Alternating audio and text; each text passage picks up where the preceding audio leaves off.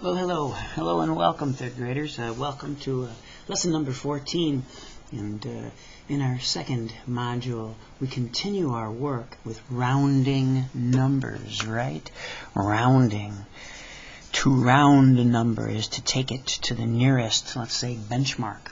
And up until now, we've been rounding numbers to the nearest 10. And today, we're not. Today, we're rounding to the nearest 100.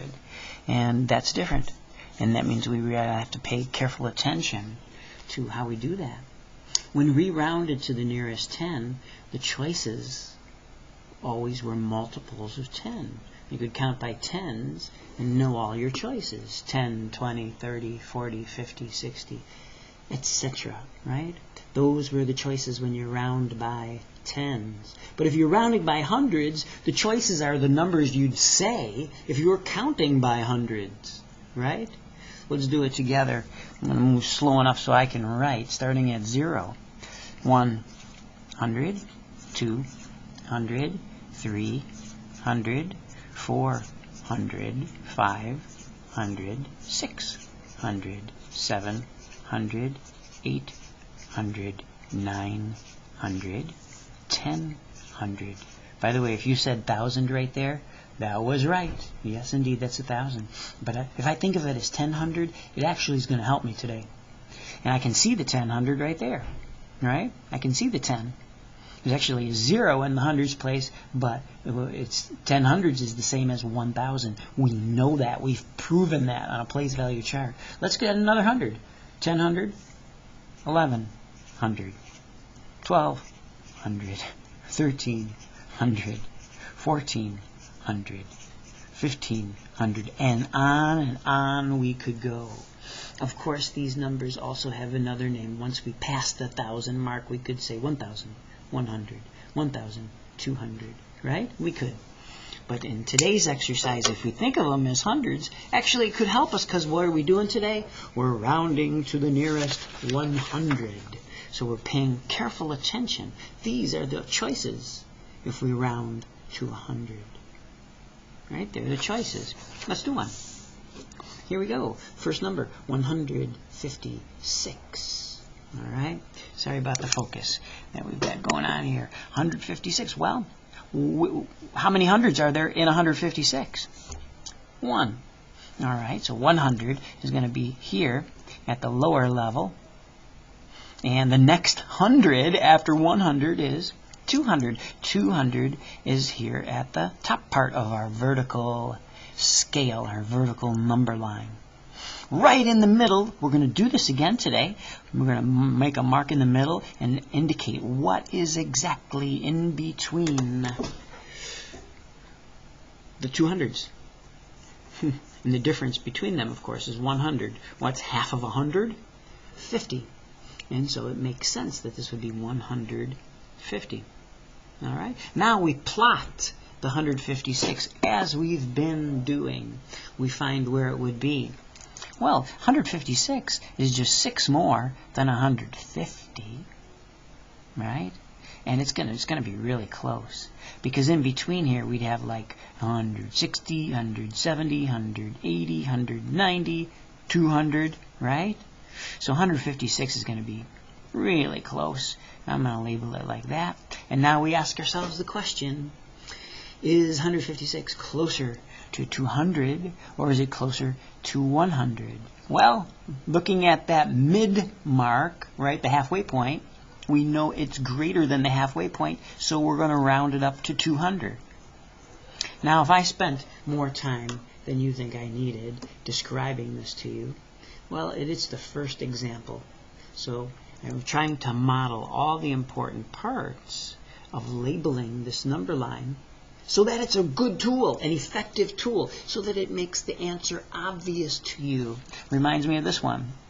Show it to know it, right?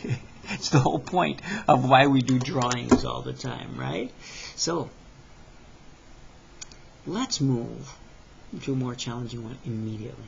Look at letter D. Letter D down here. Oh my goodness, we're just like immediately going into something much more challenging. 1,260.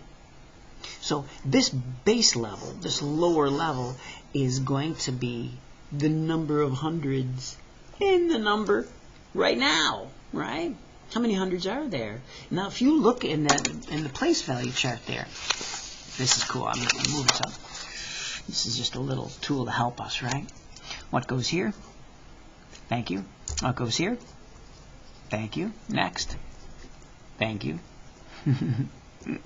Next. Yes, we haven't really done this too often, have we? The thousands place. As soon as we make 10 hundreds, we know that we have 1,000. So every 1,000 has the value of 10 hundreds. And that's the reason that we can look at this 1,000, consider it 10. Right? 10 hundreds. 10 hundreds and 2 hundreds. It's 12 hundreds. 12 hundreds I label right here. There's 12 hundreds. Right? And the next number of hundreds would be 13 hundreds. Right? Otherwise, looking like this, 1,300. Halfway in between is going to be 50. Halfway in between any hundreds, 1,200 and 50. Well, we don't usually say the and, but 1,250. And if you want to call it 1,250, fine, you're right. You know, you're right. All right, now we plot it. Where in this number line would 1,260 go, right? There's 1,250. How much more than 50 is 60? 10 more, right? And each of these hash marks would be 10, right? 60, 70, 80, 90, 100. There's the 1,300. So 1,260 would be right around there. I'm labeling so I can see the answer. And now it becomes pretty obvious. Is 1,260 closer to 1,300 or 1,200? And we can see, because it's above the mid mark, above the halfway, that it's closer to 1,300. When you look at this and reread it, there's some value to that too. 1,260 is rounded off to 1,300. You want to say it the other way? 1,260 is rounded, is about 1,300. Okay? This is the kind of exercise you'll be doing today, right? Take your time, be careful. You may see some problems like this. This is where it actually becomes really practical, because this is a life skill. Grown-ups are not always able to say exactly what a certain thing is, and it's not even important exactly. A lot of times we round off, right? A lot of times. So this is the way that people might do it in real life. I'd like to do this one here. There are 1,525 pages in a book, otherwise known as 1,525 pages. Julia and Kim round the number of pages to the nearest hundred. Julia says it's 1,500. Kim says it's 1,500s. Who is correct? Oh, it's all about an argument and how you say it.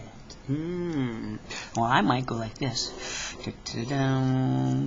As to decide this, let's just show something, right? Ones, tens, 100s, and 1,000s. Another zero there. And we'll show the number. 1,000, 500s, then ran out of space. 2 tens, 5 ones. Okay.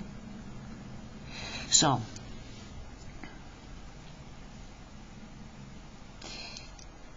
I'm just pausing for a second because this might be helpful too, as it turns out, because this lower number shows the number of hundreds that in 1,525, and the next one would be 1,600s, right in the middle, 1,550. Okay, and where would the 25 be? 25 is right in between 0 and 50, so it would be right here, 1525. So, The person who said what? Julia said it's 1,500. So Julia says 1,500. Is Julia right? Absolutely. And we can actually see it here. Julia is right. See the chart, right? That's the way we've been showing it always. That's the typical way. But Kim says that it's 1,500s, right? And is she right? Well, we can prove she's right by taking this 1,000 here, and if we broke it apart and decomposed it, unbundled it into 10 100s, here they'd be. 1, 2, 3, 4, 5, 6, 7, 8, 9, 10. 10 hundreds and 500s is 1,500s. So, Kim is right. 1,500. 1,500. Can you see what I'm doing? Good. Is equal to 1,500s. There we go.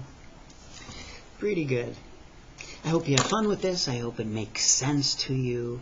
We're not interested in you don't have to do them all. What's more important is you understand how to label the vertical number line and make sense of it. Best wishes.